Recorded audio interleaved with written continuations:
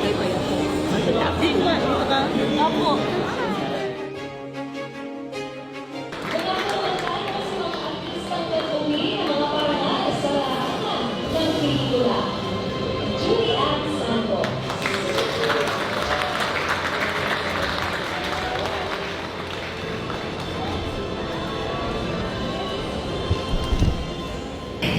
Gusto ko lang actually magpasalamat po talaga sa bumubuo ng Ani ng Dangal para sa pangalawang pagkakataon na maparangalan po ako at makilala sa parangal na ito.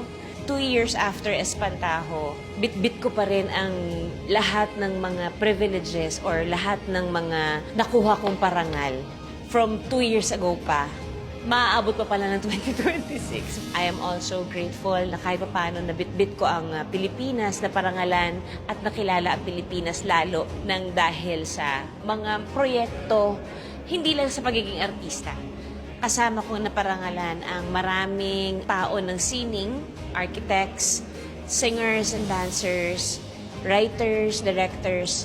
Napakagandang reminder nito na mahalin natin ang trabaho natin. And when we love our work, we give it back to our country. Ito ang bayan natin, ito ang bansa natin, ipaglalaban natin ito. Mabuhay!